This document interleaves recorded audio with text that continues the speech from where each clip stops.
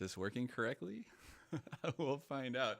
I'm the only one who knows, so I got the stream pulled up here to my right, and we'll see how this looks. It says the stream's starting soon still, so. Oh, there I am. Bet you can hear me too. Can I hear myself? Wow, I sure can. Wow. I think this is working. This is pretty cool. Hi, everyone. Hi, I'm Cory. Hi, like usual.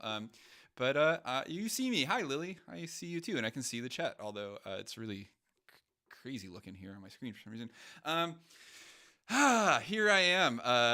I'm in the MARZ, the audio control room right now. Normally we're out in the big video space. I guess I've done one stream from in here, but I'm running everything off of my laptop today. So I got OBS pulled up. I got Restream working. Ableton's up. We'll miss you if you go, Lily. And yeah, it looks like I'm chomping away pretty good. OBS is using two of my 10 CPU cores just to bring you this stream. So hopefully Ableton works okay during this. Normally when we do this, I'm routing audio physically out of my computer to a physical input on Jay's computer, which is very about as close to instantaneous as you can get. But I have a virtual audio routing going tonight where Ableton is routing to a virtual output that's coming back into OBS. And hopefully, if I did this right, you can hear this. This is going to be a real bummer if you can't hear this. I suspect you can. So, yeah. Let me know, Lily, if you can hear that or not. Yeah, so Ableton's routing through a free third-party application called, yes, it works, called Black Hole, which lets you route audio virtually instead of physically from one source to another. So it's running from Ableton directly to OBS where I'm monitoring it. So there's a bunch of latency, which is a real drag. Latency is like the buzzkill of music production.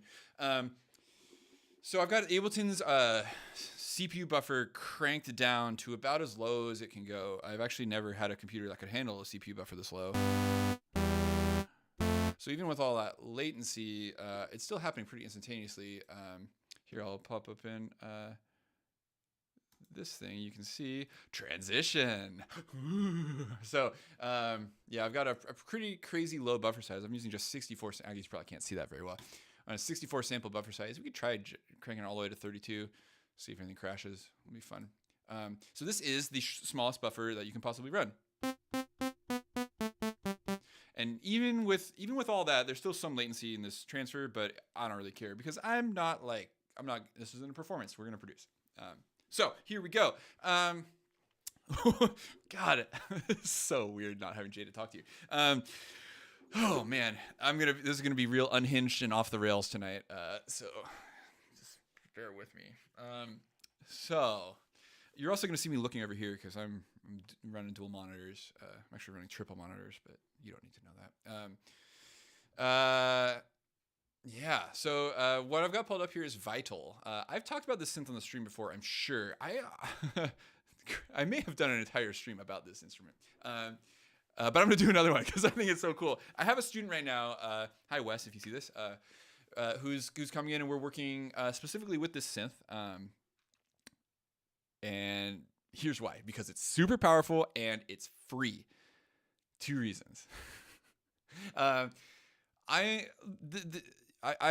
complain a lot about the lack of good free music software. There's just tons of good free visual software out there, and I don't know why the audio world lags behind. So when this guy made this thing, it was a made quite a big splash because it clones the features of another very popular synth called Serum, and you can find a lot of great tutorials for Serum out there. Like it's probably one of the better documented instruments. Massive was another very popular synth before that, but Serum kind of took over. A lot of artists that I like use Serum, and someday I'll get it again. But there's some things that Serum does that other things don't do, but the vast majority of its features exist in Vital as well. Oh, Vital. Oh, this is confusing. It's over here for me. Okay. So I don't know. I don't really come in here with a plan. I'll be honest with you. I just wanted to make some noises. I've been talking about how to make sounds in this instrument.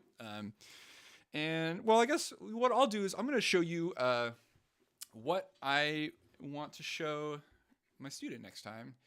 Just like let's make a bass sound. I just want to make a few like bread and butter sounds and talk about how they're made. I know I've done this before, but I think it is valuable no matter what. And I'm probably going to get a different result here than I did before. So we'll make a few different basses. First, let's like make like a hard hitting, punchy, like kind of 808 style bass. Cool. So doesn't really sound much like that now. So we got to find a better waveform to start with. And I'm actually not the most familiar with these offerings because I haven't used this a ton.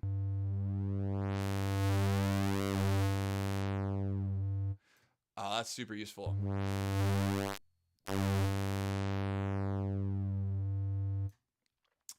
This reminds me a lot of my old Moog. The Moog synths have these more, I don't know what you call it, blending or morphing oscillators, where they, instead of like most synthesizers, start with the basic waves, like these basic shapes, and you can switch between them. You can select your sine or your triangle or your saw or your square.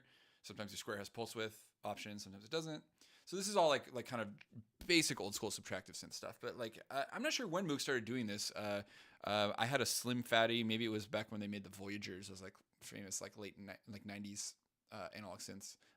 Is they made these like blending oscillators. So they let you smoothly transition. This one doesn't have the sine wave, but this transitions from triangle to saw to square to a pulse width, and it starts lowering the pulse width until it's gone. And so like,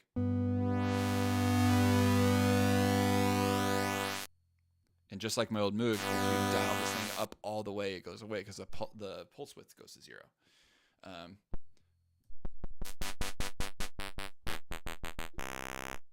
That's kind of fuzzy.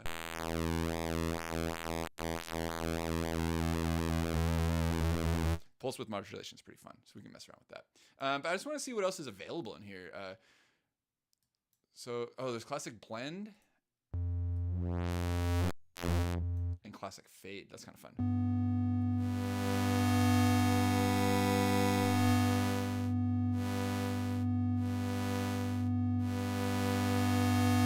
You can really hear the crossfading kind of vibe here, whereas this.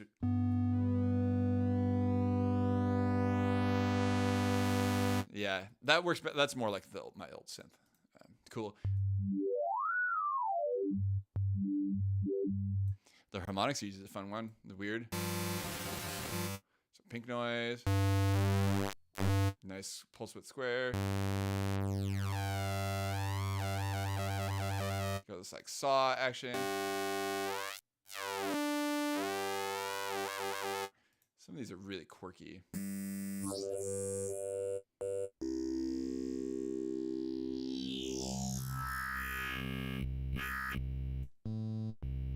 I'm trying to find one that's got like some nice, like solid.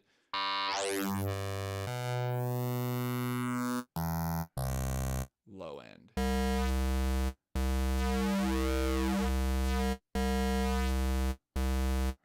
Ooh la la. That's pretty interesting. Compare that to this. It's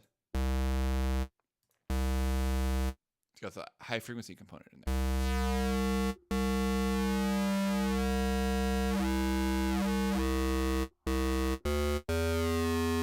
Overtones are pretty whack.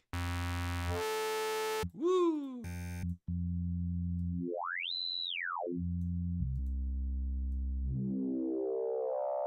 Or that wave folding sine is pretty fun. I'm looking for a simple kind of thing. I'm probably gonna go back to something simpler.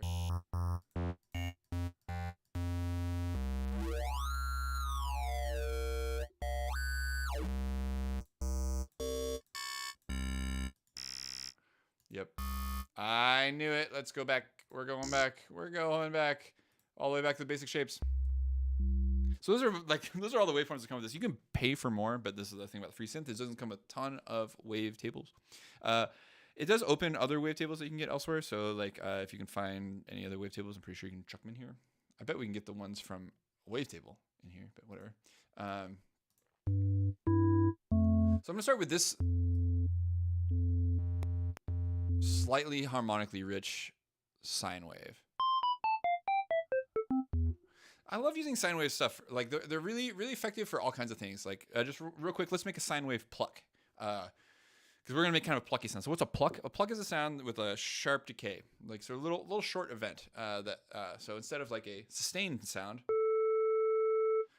it's going to be shorter. So I'll drop the sustain level.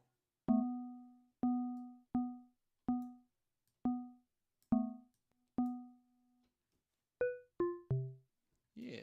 So here's the.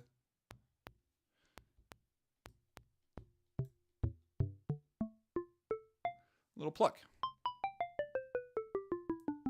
So I've got the decay level and the release time set up similarly. If you don't do that, quirky things can happen when you release a note. So like if I leave the release time off, if I let go, if I play a really short note, it like cuts it off, and I have to hold it longer so it goes through the entire decay phase and fades nicely. So if I set the release time up here, even if I let go early, it's still going to release over the same length of time that the decay happens. So no matter what I do, it's going to sound about the same. Yeah, and this is a little simple pluck. Sounds like it has almost like a video game character to it, which is kind of fun. It's kind of why I like this sound.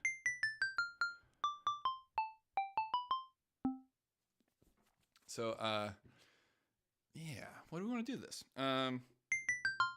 One of my favorite things to do with like a straight up sine wave sound is, hey Mortimer, yeah, I am making the music. This is a synth that's on all these laptops here, so I would love to get you guys using this. This thing's pretty fun. So over here in the effects section, you have all these nice effects, and I really like how these sound. They tend to be a little more useful than even like the Ableton included ones. Some chorusing on this. Whoa, it's all real detuned. Let's crank the mix. Turn the chorus frequency down and the amount way up. Ooh, I like that. You kind of hear the kind of like weird detunedness of the reverb. You can really hear it now. That's pretty fun.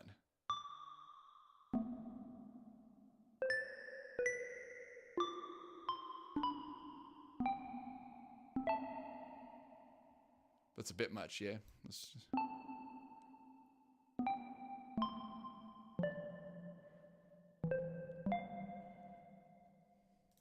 capture that. That was weird. What was that?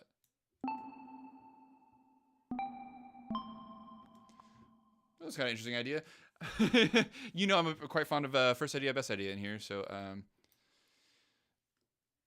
let's do that. I'm gonna go. Bloop, bloop, bloop. Ooh, I got.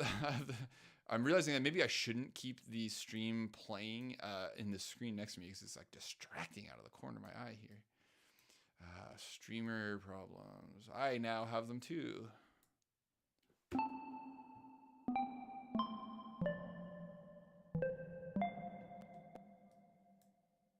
Yeah, it sounds like something.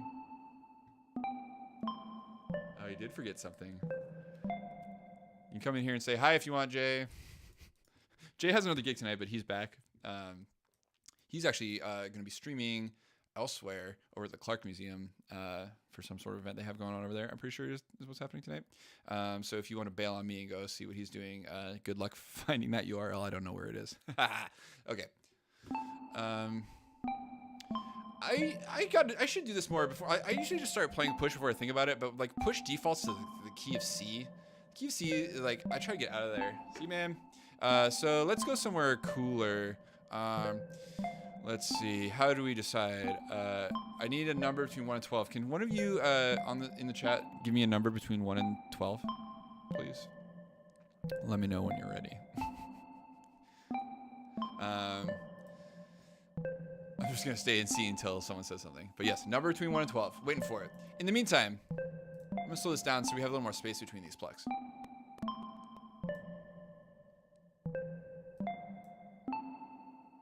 So even just playing these couple of notes next to each other is like pretty fun.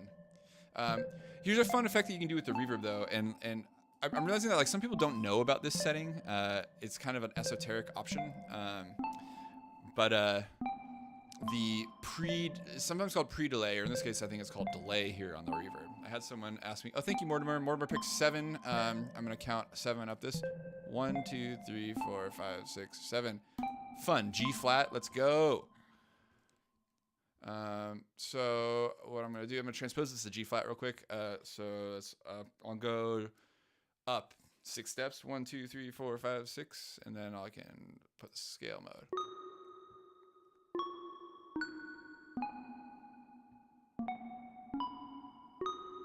I think this is actually kind of a nice pattern, but I feel like that last note doesn't sound particularly good to me. I'm gonna get precious about it for a second.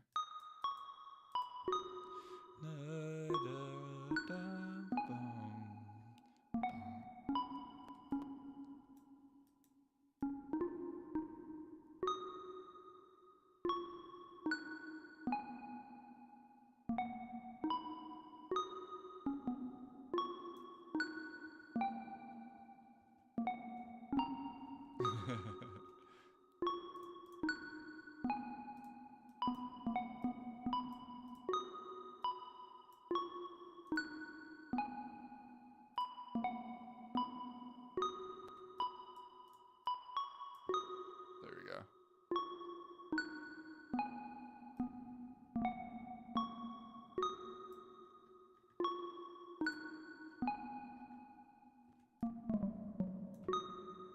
Here we go.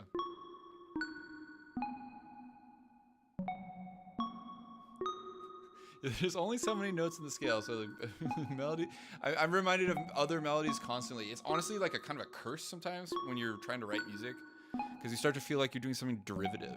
But like all music is kind of derivative, you know. Like it sounds familiar because it sounds like something you've heard before. And that's okay, you know. It's kind of like embrace it because it's cool.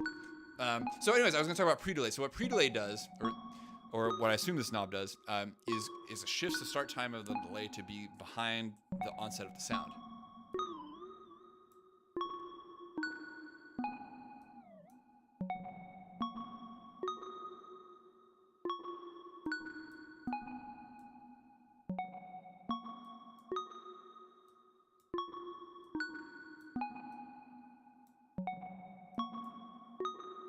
It's kind of like throwing it in a funny way.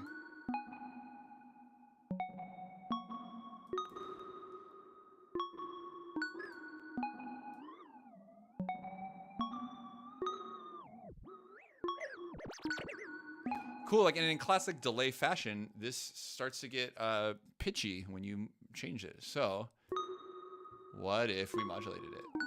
So here's the beauty of working in this synth. And like these kind of like quasi-modular sort of virtual synthesizers. Like you can modulate everything, you know, like normally you have these options to like apply the envelope to different aspects of the sound. Like here's a really common thing to do with a pluck is take this same envelope that you're using to adjust your volume. Envelope 1's by default volume, but I can assign this to like the filter cutoff too.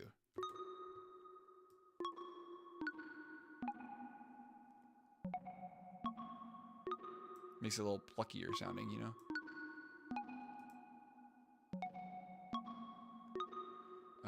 But the thing I want to do is like see about chucking an LFO on this delay.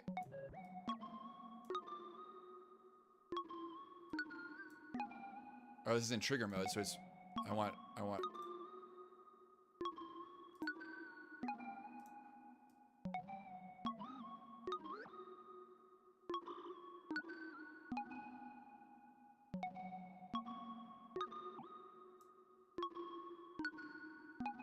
That's pretty fun.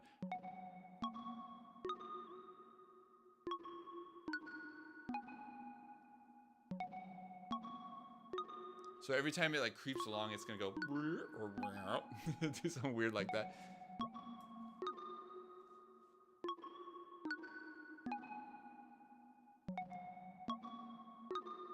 I really like sounds that do stuff like this.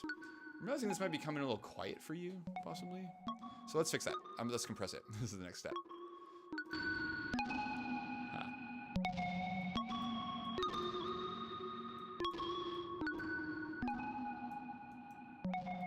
So this is multiband mode.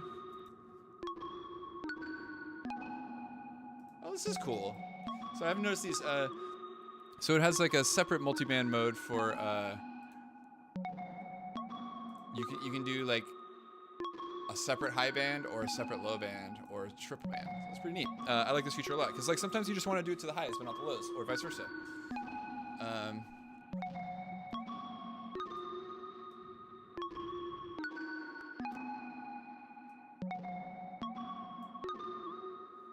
I like this sound. This is pretty fun.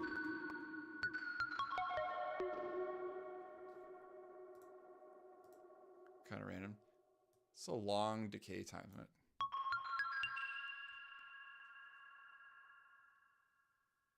Ooh, I like this. Cool.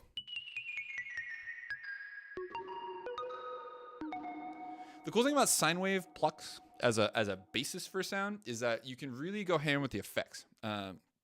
I use this expression all the time, go ham. I don't know where I got this from. I gotta stop saying that. But you can just pile them on and it works pretty good. Because you're starting with such like a simple sound. See, but you know, like too many of these effects all at once is gonna like if I add one more thing, it's gonna, this is already getting quite messy. But I love the pitchiness of it. It's pretty fun.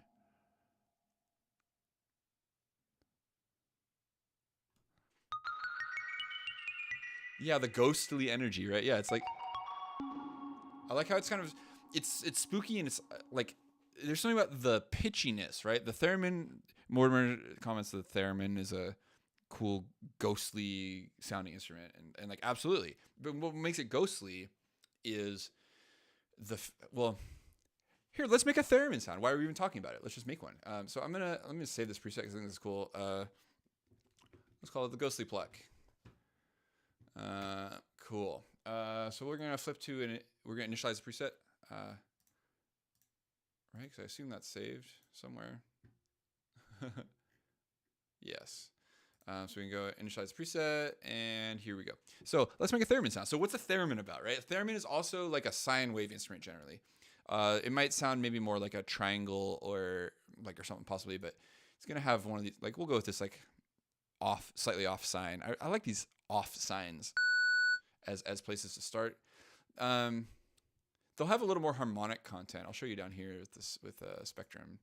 You can see you should be able to see if I'm right. So here's our sine wave with its pure tone and a little bit of noise in the floor above it here. If we switch shapes, yeah, this thing adds a couple overtones that are really helpful. It just helps it cut through a mix more than just like that pure thing. We were gonna make this sound like a theremin. So what does a theremin do? Theremins, the way they're played is they're two metal rods sticking up in the air, and you wave your hands around them. And one of them controls volume. The closer you get, the louder it gets. And one of them controls pitch. I believe it's the closer you get, the higher it gets. And so with those two things, you have complete control over the pitch and volume of a sine wave. So we can sort of simulate that in our synth here. If we think about how that works, right? So first off, like when you start, there's no way to make a note on a theremin come on hard like that, instantaneous attack, because it takes you some physical amount of time to physically move your arm to the spot where it needs to be. So we can start by sound more theremin-y if we dial back the attack. And so theremin notes also take a while to end because you also have to move your arm away. So we can dial up the release time. Let's make them sort of similar. I have them set to about in the synth, these values are set in seconds, which I find kind of odd, but so half a second each.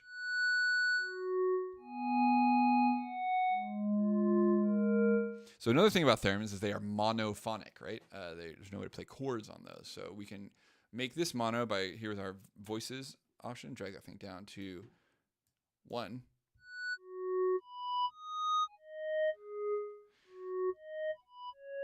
So you hear when I play one note and then play another? We have some stuck keys on here.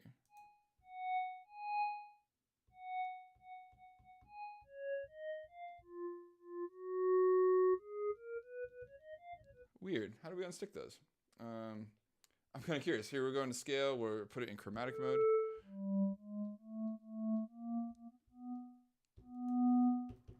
Oh, weird. Well, it's not making any sound, so that's good. So still, what's happening now? Like just like the volumes can't jump from one volume to another on the theremin, they can't jump from one pitch to another either. They have to glide. So that's what the glide control is for. So I probably want legato mode. And so with that.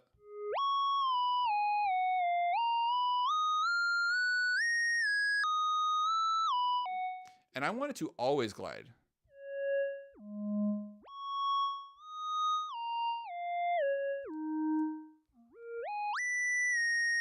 So now we're totally in theremin territory, right? Like, I mean, you're not going to fool anyone to think that this was played on a theremin because there's a lot of nuance in that instrument.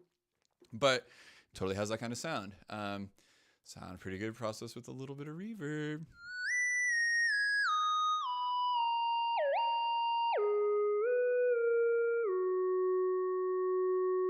So one fun thing you can do with a theremin is you can like wiggle your hand to make vibrato. So we could see about like maybe how do we want to do this?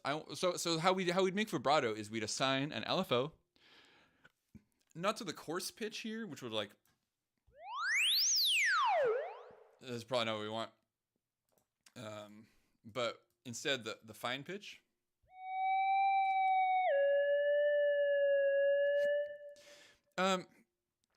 This is kind of cool. It's sort of working. I probably want that slower or faster and lower. I mean, so we'll go to sync. Or no, I just want. All right, sync seconds. I kind of don't like how these are all tempo synced by default. It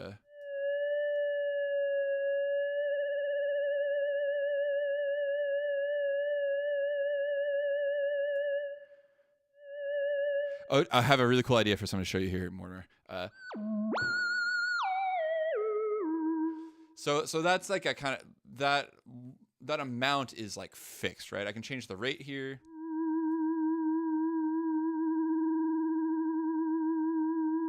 And I can change the depth here.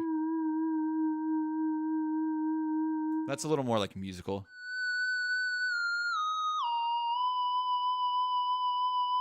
Real musicians, when they play instruments, don't play things at perfect pitches and stick there. Like, you'll very rarely hear someone play a violin and go.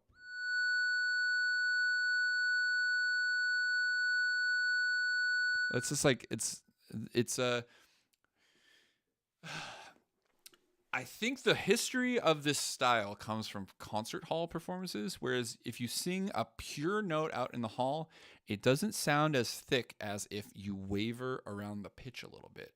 So then then you have this reverberant echo of this like wobbled pitch, which has this like thickened kind of thing. And I think that has something to do. Well, so there's that. And then also, if you vibrate around the pitch, no one knows if you've actually hit the note correctly or not. This is why I can't stand listening to opera.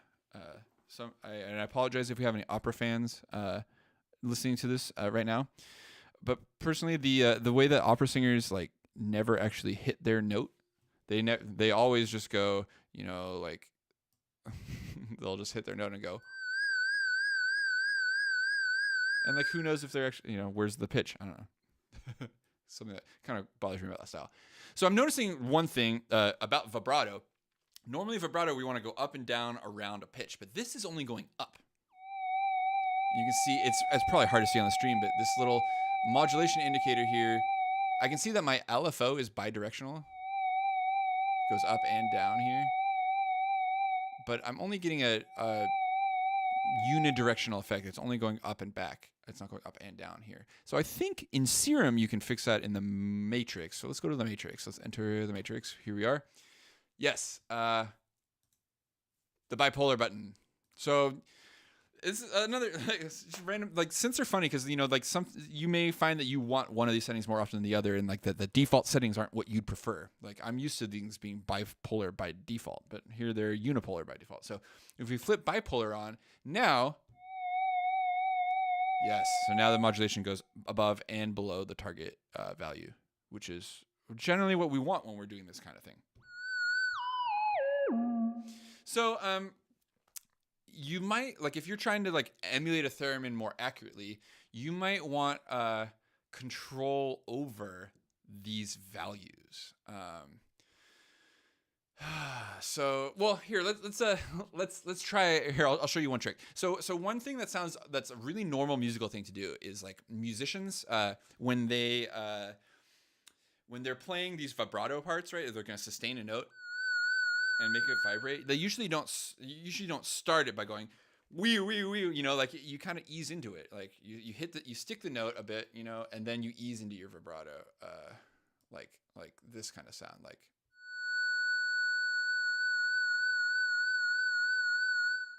So if we think about it for a little bit, we can apply some modulation to achieve this.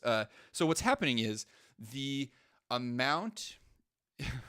Well, in this case, that one is actually going to be harder. I have to remap this. But what's happening is the amount of this is changing over time. And I'm not sure that I know yet in this synth how to modulate the amount of modulation, but I would do it with an envelope. So what I would do is I'd have an envelope with like a long attack, and this envelope would be mapped to, so cool. One thing I love about this synth is that it is super easy to modulate stuff. And so I didn't know how to do this, but I just like tried the thing I thought was intuitive, and it was the thing. So like I feel like anytime an instrument's built this way, then I'm stoked, you know?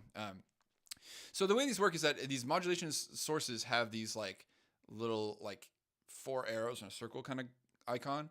And this thing, if anything you want to modulate, you just drag it over. And as soon as I start dragging, I see all these available destinations, right? Anything this can modulate is highlighted in green. So in this case, I wanted to go to do this thing. I wanted to modulate the modulation of this parameter. So when I go to this parameter, I see its available modulation. If I go to the modulation itself, there it is.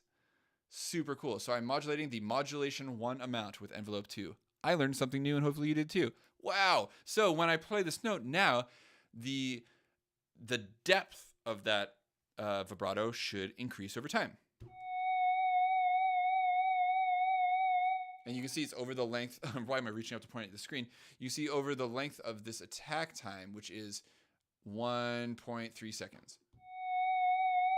And so it's when that little moving ball hits the top of that thing, that's maximum value. So I could increase that if we wanted to, like,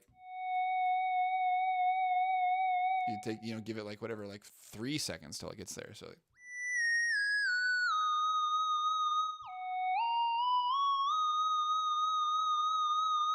And that sounds pretty musical. This is like what a real musician might do. So the longer I hold it, the more it vibrates. So that's like a super cool thing you could do. What's another weird one we could do? We might want to say change the speed of that LFO too. I'm curious if push is reporting channel pressure. So there's these cool modulation options down here: note, velocity, lift, octave, note. I don't know what some of these things do yet. Pressure, slide, stereo, and stereo is a weird one. Random, also a weird one. Note is like what note I play. Velocity, how hard I play it. Lift is, I'm pretty sure, is like the note off, like when I let go of my fingers. Octave note, I assume, spits out a note octave higher than the note I played. Pressure, however, is aftertouch, I think. So this is like a parameter that some keyboards have where in addition to the note velocity, you can continue to press after you've pressed, and it will transmit what's called channel pressure or aftertouch. So if this works the way I think it works, I can map this to the frequency here. And so now when I press on, like if I play a note and then press harder, it should speed up the LFO.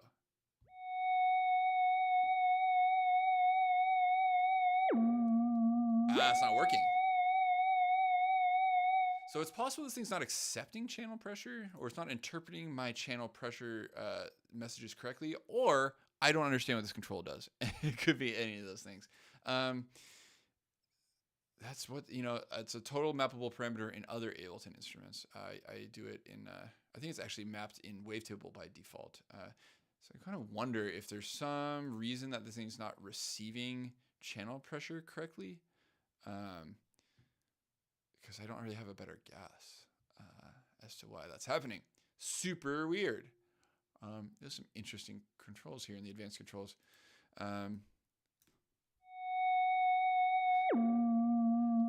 I guess it's possible this push isn't transmitting its aftertouch, but I guess let's find out. You want to confirm this with me? Let's go on a little journey. We'll journey over to Wavetable.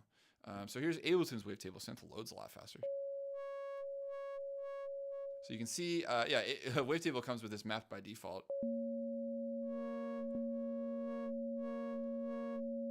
So when I push harder, it's warping that wave. And so I'm definitely transmitting channel pressure just fine. Vital just doesn't seem to be receiving it in the way that I'd expect it to. It's possible this means something different.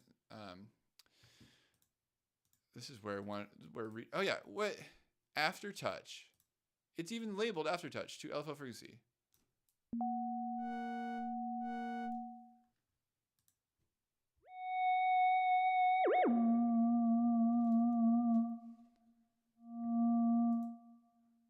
I wonder why that's not working correctly.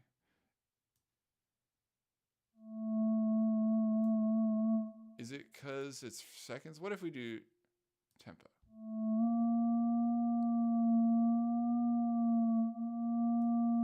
Nope. Can I map this to anything else? I sure hope so. This is one of my favorite things to map. It's so fun. What was going on in the other instrument was that it was doing this. It's like messing with.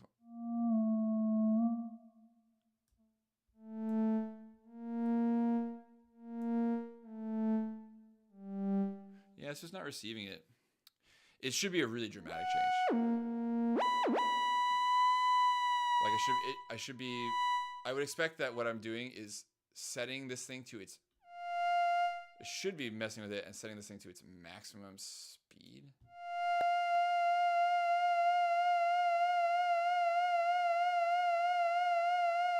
But the amount of pressure isn't like having any bearing on it. So my suspicion is that Vital isn't interpreting it correctly.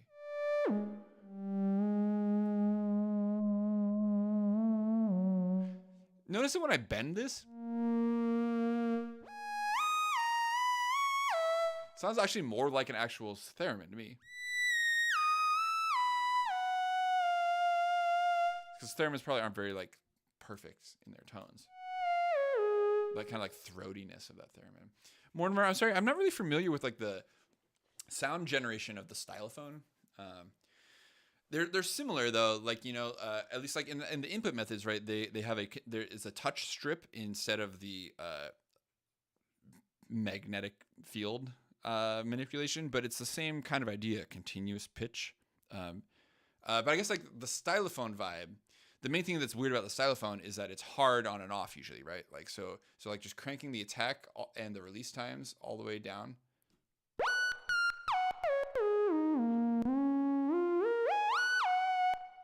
Kind of feels like sort of in that stylophone territory. The stylophone, like part of the sound of that stylophone is like that like trashy speaker. That we can maybe get at that a little bit by like introducing some distortion, and maybe a little filtering. Because I'm used to hearing the style, like I don't really know what it sounds like if you plug a stylophone into something. I've only ever heard people play those things like on their little speakers. So we add a little distortion, like get us in that ballpark.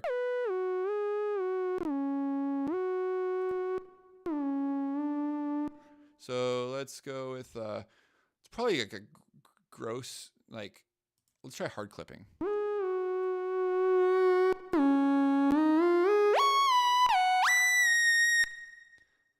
Yeah, the gritty, unclean noise. You want to add some gritty, unclean noise? Here's a trick in this synthesizer.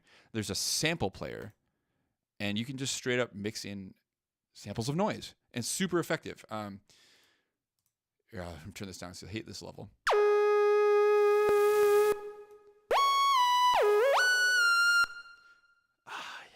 A little bit of white noise goes a long way.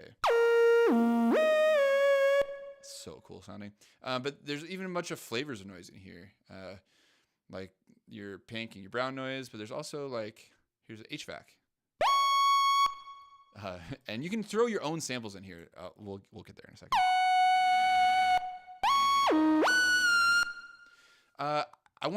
I think that's kind of cool, but it's like a little big. I'm gonna send it to filter 2 and filter it.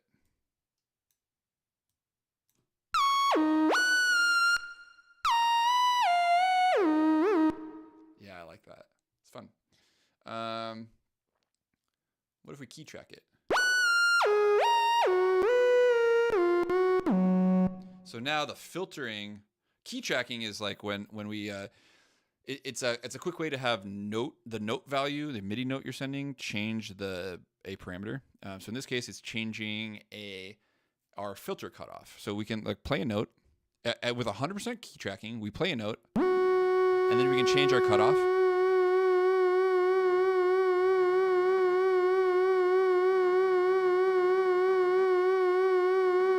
There's some weird noise right there. So now this filter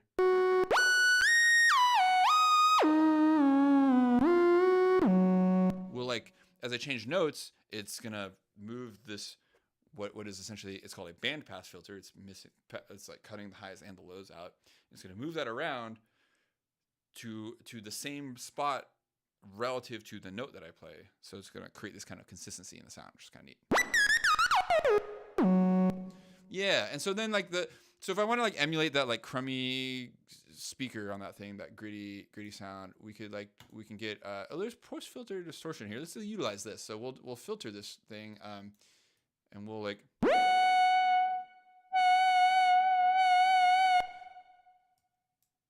Does this thing only have low pass filtering? Well, I want a different kind of filter than what's available here, so we'll get out this filter, which has more options.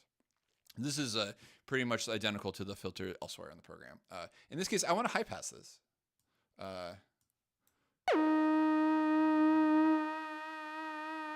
And so when you get to that point where like you kind of lose the fundamental note and you start to hear more of like the other notes. You see, I play this note down here. You can see this fundamental here around 750. When I start to reduce it, it really starts to get into that territory.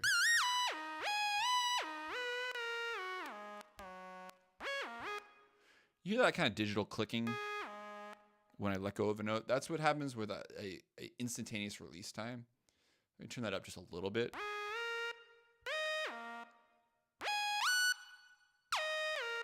A little bit better. My iPad lost the stream. I hope y'all didn't.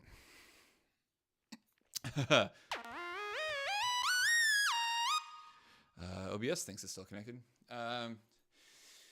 So, wow, we got into the weeds here with emulating these instruments, but it's kind of cool. This is interesting task.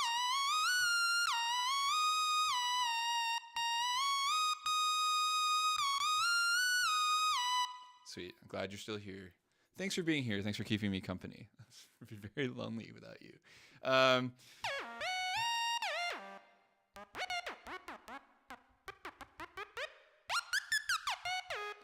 This is a pretty fun sound.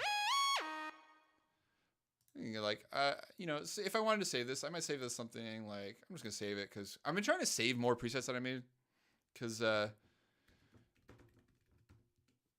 why not? Why pull up someone else's preset? And I can build on this later and make something else out of it, which is also fun. Didn't I say I was going to make bass sounds a while ago? I got distracted. Let's do that. So let's initialize preset again. I like doing these things from scratch. It's kind of fun. So again, I'm going to get out that same wave. I like that wave. Let's set my voices to 1 as a bass, so it needs to be monophonic. We'll make sure we're always glide on.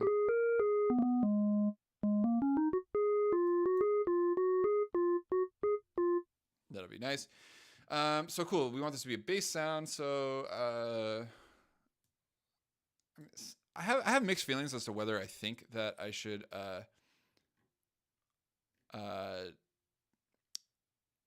I was reading Mortimer's comment. I got distracted. I too love that. Mortimer's talking about an album by a band called the Unicorns called "Who Will Cut Our Hair When We're Gone," which I think came out a little over 20 years ago. It's one of my favorite albums. Like when I was in high school, it's very influential on me in that they do a lot of stuff that's like a blending of electronic and real instruments, and that was like kind of my favorite thing for a long time. And kind of like what drew me out of the world of more traditional music into kind of the world of electronics and stuff. Well, actually, the Unicorns are kind of came in afterwards. I started listening to a lot of like IDM, like jungle breaks, and like kind of like late 90s, early 2000s sort of like glitch and whatnot. And the Unicorns were like help me. One of the bands I was listening to, I was like, oh yeah, cool. Like like that stuff, you can combine that with songs, and it's neat. There's a bunch of cool music like that. Anyways, all sorts of creative ways to use stuff. But yeah, like getting stuff that sounds like intentionally trashy. It's a very lo-fi record. Y'all should totally listen to it. It's super good. It's super lo-fi. The songs are all really silly. So it speaks to me a lot on a number of levels. Yeah. Okay. And, here's what I was saying. I have mixed feelings as to whether or not I should transpose my bass sounds down, or I should just have it play a low note. I'm kind of in the camp of low note right now. Because, like, anyways, it doesn't really matter though. So here's what we got. That's like a good bass sound already. We're done, right? What are we gonna do? Just that wave running into the multiband compressor sounds great. I'm gonna turn up the attack here. We're getting like a pop still on the release, so I'm gonna jack that up. Cool. So that's working good. So one thing that I really think about with like bass sounds is that I want my sound to hit and then decrease. But I don't like what that's doing, because it's like you're hearing that kind of tone change. No, I don't really like that sound.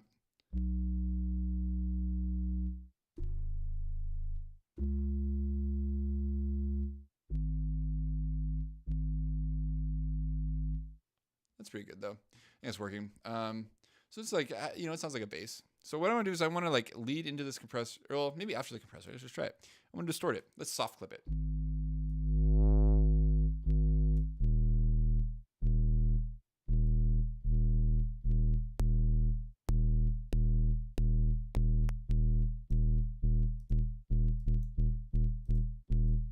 It's kind of clicky. I'm kind of bugged by how clicky it is, but whatever.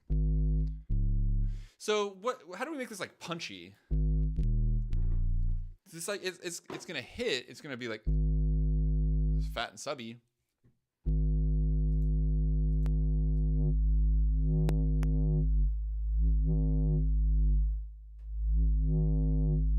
Well, that's super weird sound. That's fun.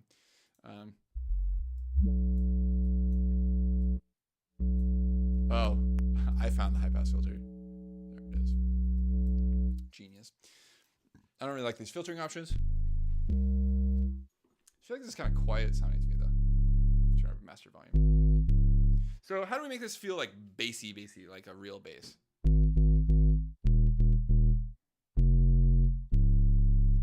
Well, I think most people would be pretty happy with that as a bass sound. But if you wanted to sound a little bassier, the thing that like gives like snappy, impactful bass sounds their impact is pitch modulation. So we're gonna get out an envelope and we're gonna just make it go down super fast. Again, with that similar decay and release, though, for that same reason from earlier. And here we're going to assign this to not the coarse pitch, or not the fine pitch, but the coarse pitch.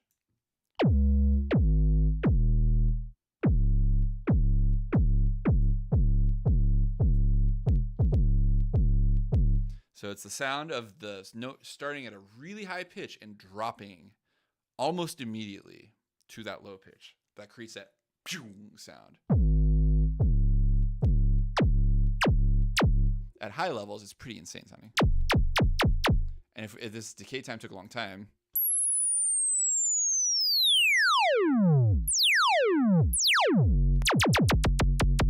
if you need to make laser sounds, this is how you do that.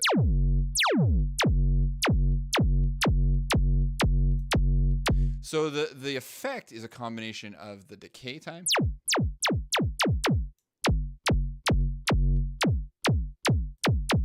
and the modulation level.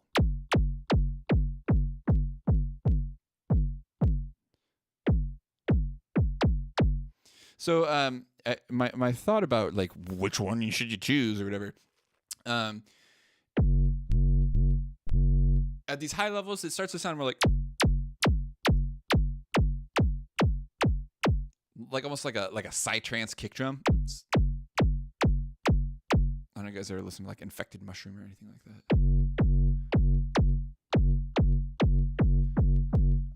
But it's not what I'm going for. So for these kind of more like wompy styles, just finding somewhere where you're hearing the drop, but it's not like not exciting those super high frequencies.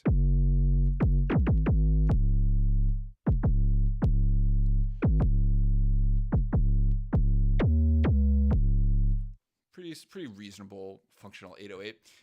It's not gliding like I'd want it to.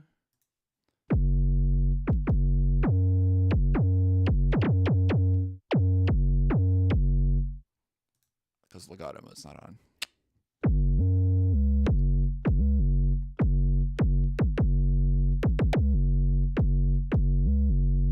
So it's nice to have those options, like when you go to program your 808, if you have the glide set up. So you can choose whether to get that punch or not. What key did I say we were in? Mortimer, you picked a G flat. Let's duplicate this track. This first one, let's go back my preset that I made back out again. Whoa. Oh. Yeah, that's gonna be kind of sad. Ghostly Pluck, I called it, I believe.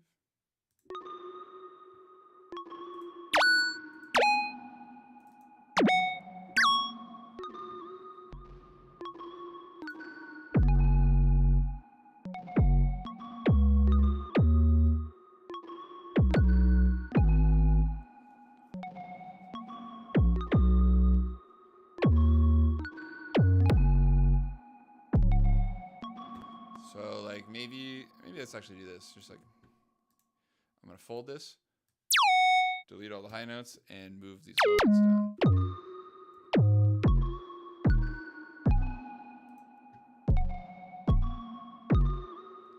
So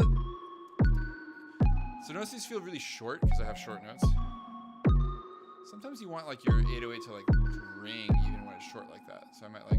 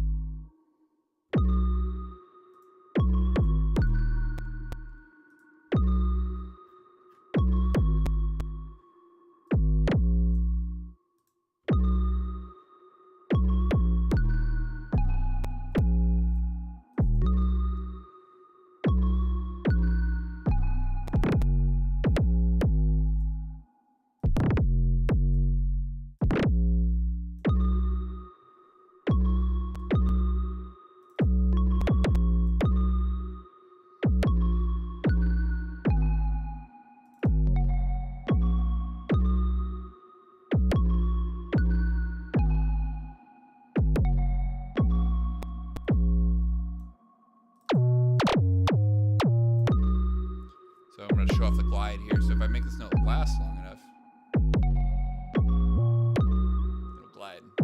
As long as the end of this note overlaps the beginning of the next one. Yeah!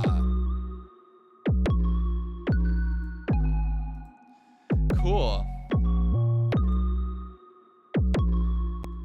So I'll show you another fun trick with this thing, because I'm showing fun tricks in this thing. That's what we're doing. So I feel like this beat like sounds like a beat almost. Like it's just, you know, this wasn't what I intended to do, but so I wanted to show off the something. I got this from a YouTube tutorial. I think I maybe demoed this again, but I'm just gonna do it again because it's fun. I think I showed you this in the Hyperpop sound design stream, but you can use this thing as a sampler, and I'm gonna use it to make a snare. And I could just grab one of these crazy Hyperpop sounding snares that I have.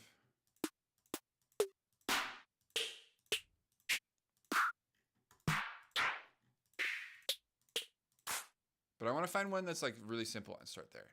So we'll go into drum one shots and let's see about a, oh, these are two taped out. A clean clap from the 909.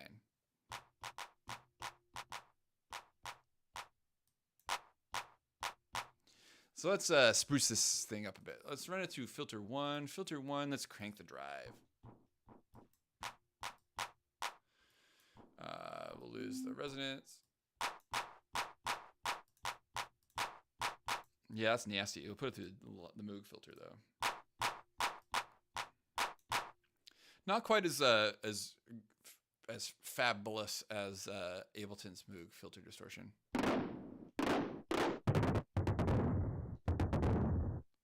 Well, I'm already excited.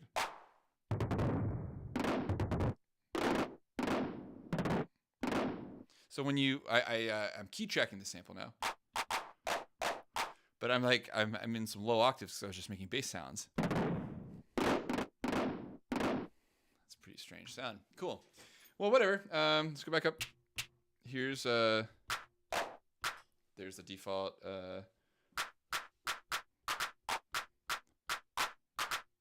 I'm kind of like, I've been really stoked on putting my having pitched snares, even if it's an unpitched sound.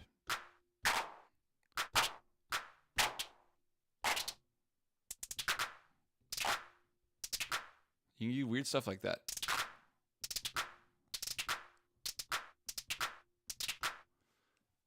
I've been having a lot of fun with that. So let's process this thing.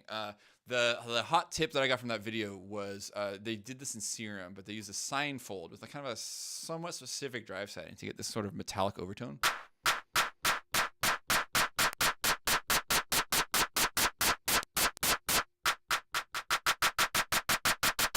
I don't know if it's gonna do it with this sample though. Let's see if it does something different with a different sample. We'll learn together here. So let's find this.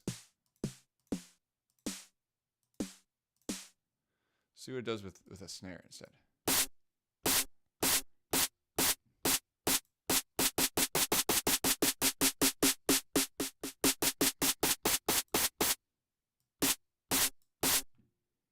Kind of cool.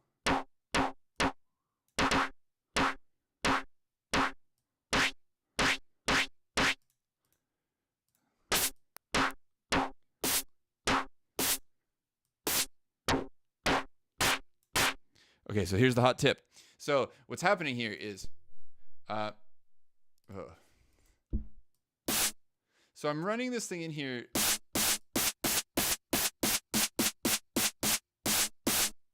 With this like hecka distortion. It's a pretty nasty flavor.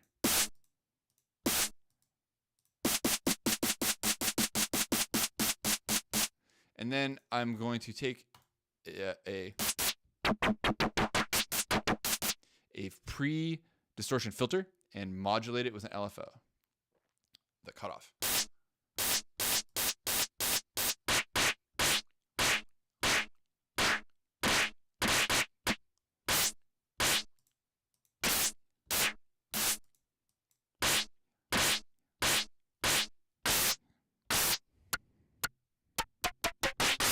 So the fun thing about this is that you get a completely different sound now, depending on what note you play. So here, I'll turn the distortion off. So that's what it sounds like without it, but like with it.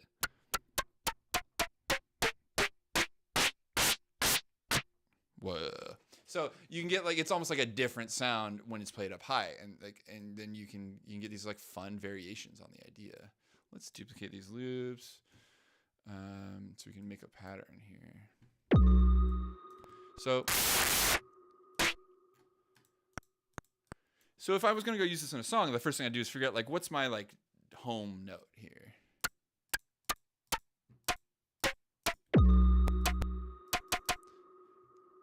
B sounds like I don't know, like B does have some harmonic relation to this key.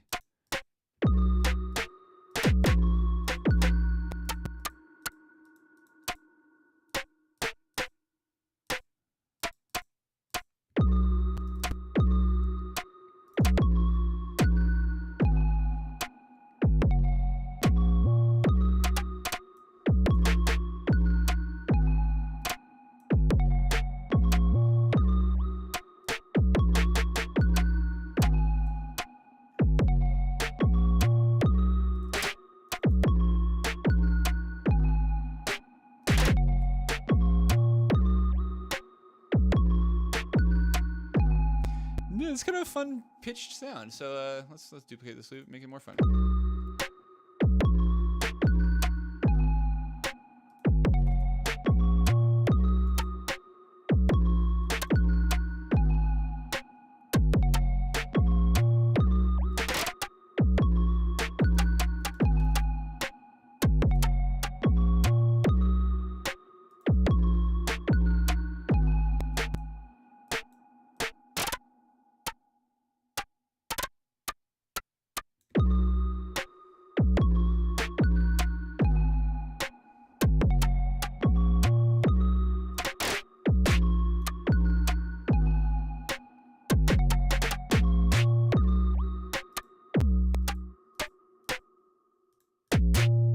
Yeah, so the other fun thing about this is that I haven't set this thing to mono.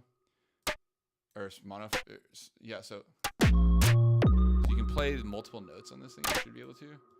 So you can like stack hits together to make like a chord. So like you can just all kinds of crazy stuff.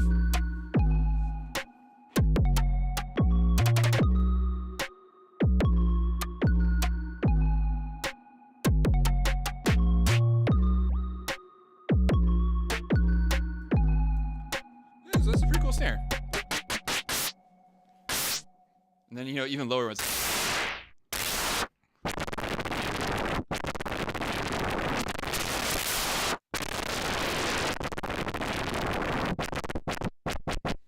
Pretty wackadoo.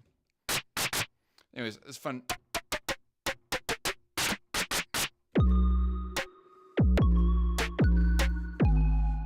They're kind of dry sounding, right?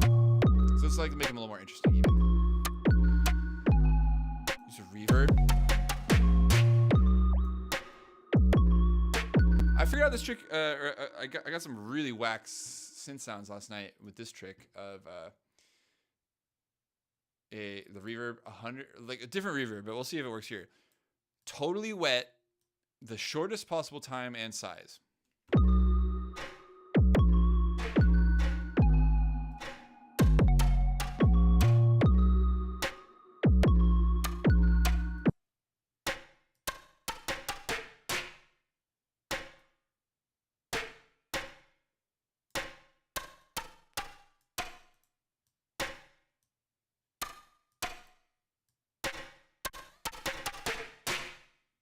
Ooh, the little bit of pre-delay helps a ton.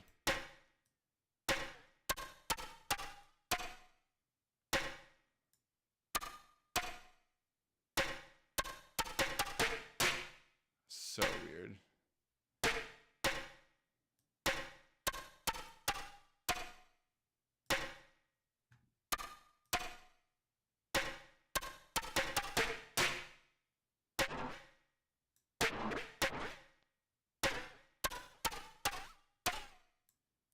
I don't like that.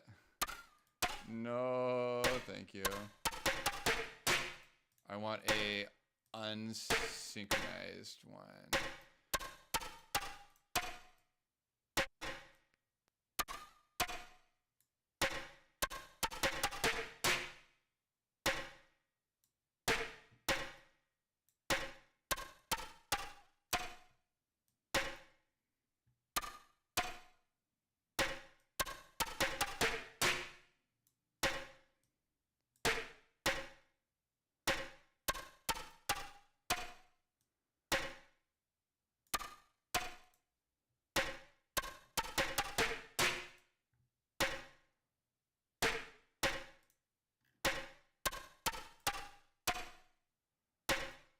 Pretty quirky. I like this. Other fun tricks you can do. Oh, we're not compressing it.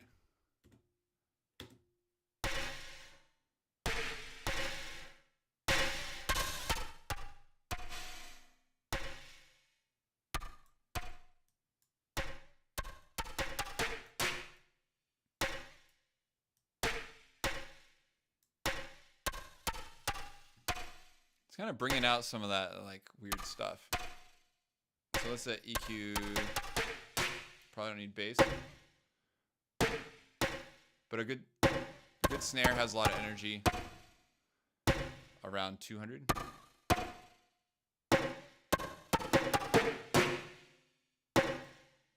Oh, you can't key track this? Boo! Let's key track. I want key tracking filter, so we'll get our filter first. And so here I want to fully key track it, and I want it to add a resonant bump.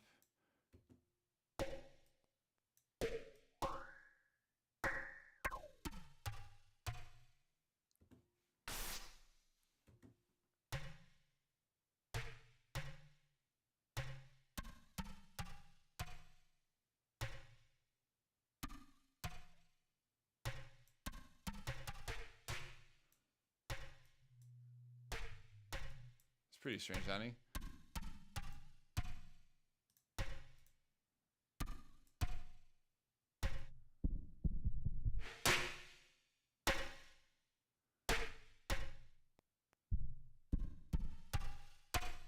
It's not really like giving me the full boosty thing that I was hoping it would do. Hello, welcome. So I really wanted like a key tracking filter boost here. Like maybe I can find it over here. I have this so specific, this thing that I want.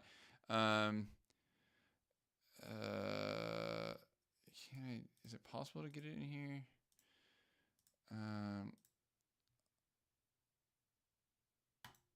Filter 1, going through filter 2.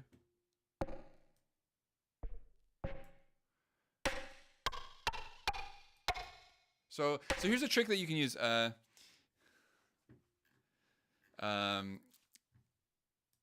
Thanks for being here. Good to see you. A trick to add low end to a sound is to use a high pass filter. It seems counterintuitive, but the high pass filters come with a resonant bump at the bottom.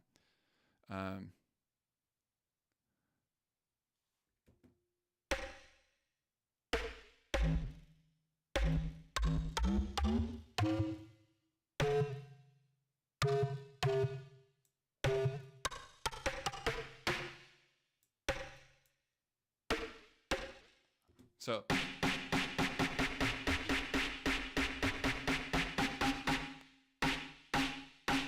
yeah, that's it right there.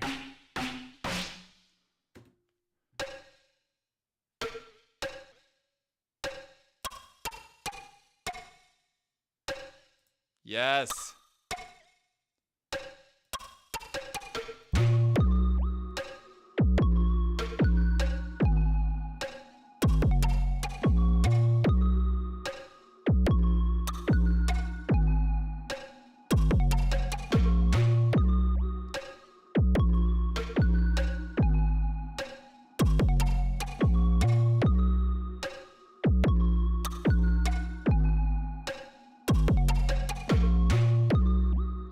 Pretty weird.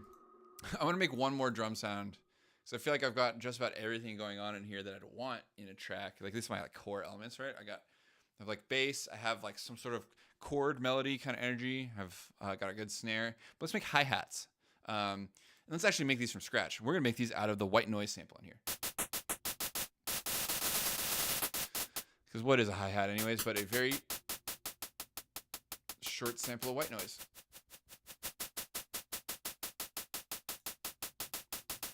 But let's get some, we can mix in some flavors. There's also noise available in here. It's not going to sound so much like noise though.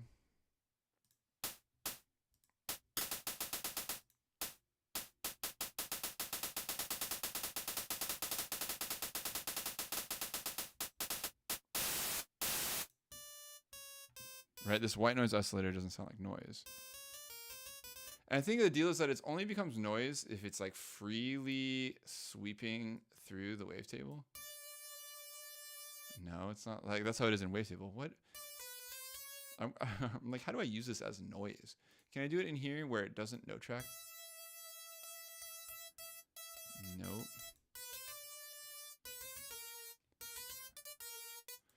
Weird. It's kind of annoying because, like, you know, like sometimes you want multiple noise sources. It's like a weird thing to want to do, but whatever. So we'll just work with this one. So we're already in like acceptable hi-hat territory, but like let's actually do it good. So this hi-hat has way too much low end and probably too much high end too.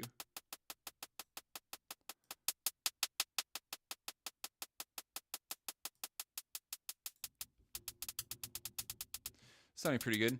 Let's get it like a little quirky sounding though. Oh yeah, here I found this interesting sounding. Remember I said I didn't know what some of these things do? I do know what not random, I know what stereo does. If I put stereo on a control, it basically divides it.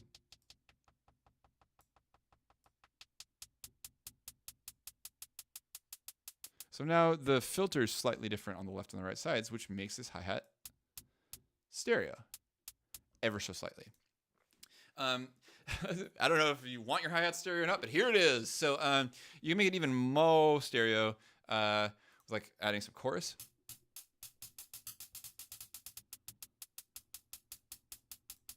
And maybe a little like short reverb could be cool.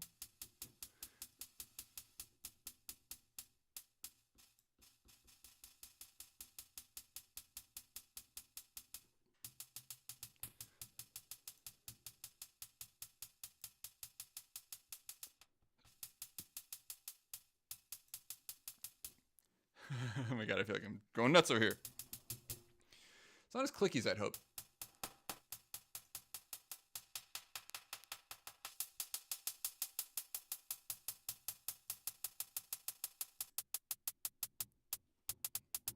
Maybe you need more distortion.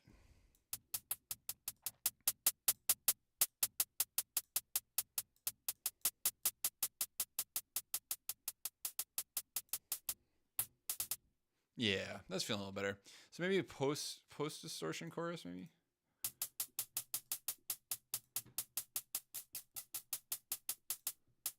Maybe chorus isn't the right thing. Sound design, right? Reverb.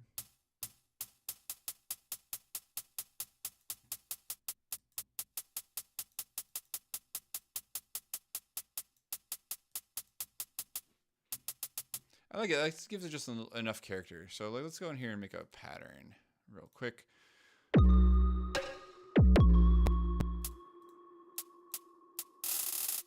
So since this isn't actually using any pitch sounds, the notes I play are irrelevant.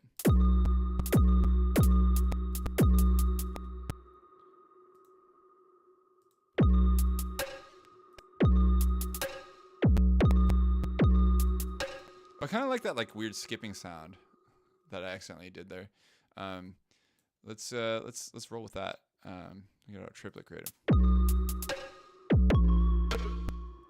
I'm gonna play some like very short triplets that are just gonna give this a funky groove.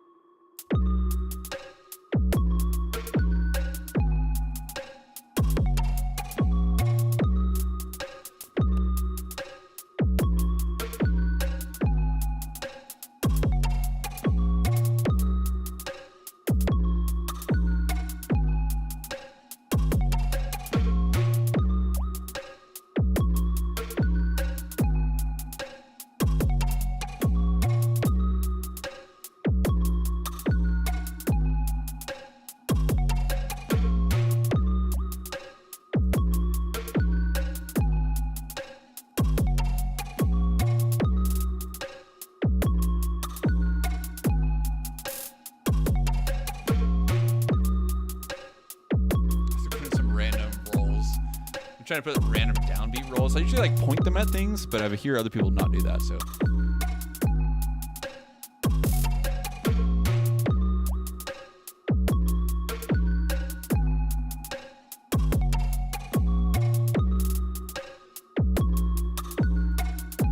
Pretty fun.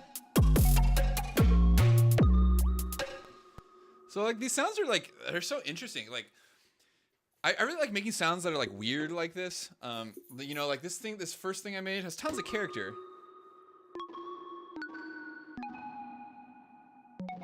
It's like dripping with character, right? But like, that means you can't use it with that many other things. If you start adding a whole bunch of other stuff in there, like you can't, it's gonna lose all its character. Right now, like all these parts are playing their own, doing their own very specific jobs, you know?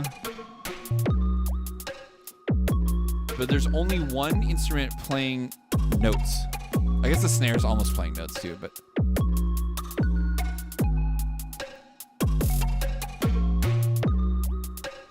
But yeah, it's the key to letting your sounds have their full character is to give them their full space in the arrangement. Don't fill it up with a bunch of other stuff like I always do. And like just let it breathe and do its thing. Yeah, I think it's a cool loop though. I feel like this could be the start of something. You know, like I'm not I don't know what, start of something interesting. I don't know. I'm having a lot of fun with these like pitch snares. I know I keep saying it, but gosh, I really like this. So it's a combination, you know, like the main thing that's giving it that crazy character there is like this jacked up resonance boost. That's before, without it, and with it. Like this filter is like adding a whole other note. But since it's key tracking, it follows no matter what note I play, it tracks it. Yeah, fun stuff. Cool. So I touched on a lot of features of this thing. I'm still scratching the surface, y'all. This thing is nuts, and it's so complicated. And I ran into a few things I don't know how to do already, so I'm going to have to go read the dang manual. But I'm going to keep revisiting this. If you want to access this instrument yourself, the URL is vital.audio. And you have to create an account, but the instrument is free. He'll sell you presets, and you have to register to get the full functionality of the free version. But it'll even let you download it and use it without registering. The only limitation that I'm aware of is that you can only use the init oscillator, which is a saw wave. So if you don't mind making all of your sounds with saw waves, you can download this right away. But the account's free. There's no reason not to make one. And yeah, it's just a cool, powerful instrument. It's really become my go-to thing to reach for weird sounds. Although, like I said earlier in the stream, I think I'm going to reinstall Serum again, as we use that a lot around here, and it was really fun. And I've been listening, as everyone knows, to a ton of Sophie, who made a bunch of her music with Serum towards the end of her life. And I would like to too. So I'll probably get that back, because there's some things that it has certain oscillators, certain wavetables, certain like filter sounds, and like distortion, like in particular the distortion effect, that really just gets you into this specific territory. Like if I didn't care about trying to recreate specific sounds from a specific artist and making them in Serum, I wouldn't even really care. But I've for some reason that's become important to me lately, and so I'm going to try and do it, I think. So there's like there can be a whole like dangerous rabbit hole that you can go down if you're like just like trying to like, there's just so many instruments out there, and you can get lost just trying to find the right instrument, the perfect instrument for the job. And really, like, they all kind of do the same thing, but they all kind of sound different. So there's a mentality, there's a legitimate mentality of like, oh, I have one instrument that I know super well, and I'm like really happy, and like that's functional and super great. And then there's like another mentality of like, oh, I'm just gonna have a ton of instruments and like reach for each one when I want the specific character of that instrument, you know. So like, for example, like Vital will put out like a square wave, and you can get a square wave in Vital, and you can just make the square wave, but its filters have their own sound and whatever. So a filtered square wave in Vital isn't going to sound the same as a filtered square wave in Serum or Wavetable or on any other instrument that you have. Is it going to sound so different that you care? Maybe not. Is it going to sound different enough that you can even tell the difference once you've done with it what you're going to do?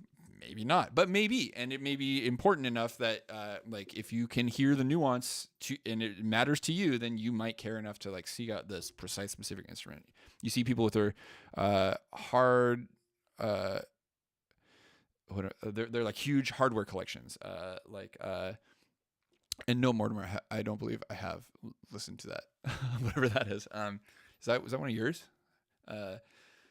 So some people have like tons of hardware collections. You know, we've got the MS-20 back here and like a couple other analog synths lying around. And so we'll reach for those when we want a specific thing. But for me, it's personally more about the interaction and the way I touch that instrument and the physical knobs and like the things I can do with it. And it's got these like design quirks, so it lets you do certain weird things that you can't do other places, or that maybe you can, but it's convenient or easy to do there. I don't know. It's ultimately all about workflow, guys, and like whatever you have that does the thing that you want it to do, then that's the tool for you. Yeah. For me right now, it's Vital. Vital's feeling really great. Fun tool, super effective, and the more you use it, the better you get at it. Like Serum, Vital could be that one synth you use and open every time. Yeah, I'm gonna have to check that out, Mortimer. It sounds interesting. Will you put a link in Discord for me? Appreciate it. Yeah, as I mentioned, there is a MARZ Discord for any of you Marzers who are. You can tell we have a lot of people watching the stream right now. For all you watching it, if you're a MARZ person and wanna come speak to other MARZ people, yeah, Spotify works or YouTube or whatever. Thanks, Mortimer. If you want to speak to other MARZ affiliated folks, we're hanging out in Discord, sharing work, posting memes. Doing whatever people do in Discord. So yeah, feel free to come say hi over there. Gosh, I feel like that's gonna about do it for me tonight. I made sounds in Vital as promised. And I think this stream stayed up the entire time. I see that I've dropped 0.1% of my frames, which seems good, considering that it's 30 frames per second for an hour and a half. Only 200 drop frames. Hopefully they didn't all drop at once. But yeah, maybe I'll be doing more of these by myself because this is kind of fun. And I am often just dorking out doing this stuff alone anyway, so I might as well share it with you. Cool. Well, thanks so much, Mortimer, for being around, and everyone else who tuned in earlier. Much appreciated. Get you your lab credit, Mortimer. And I'm going to sign off for now. Be seeing everyone out there in the future. Have a good night, y'all.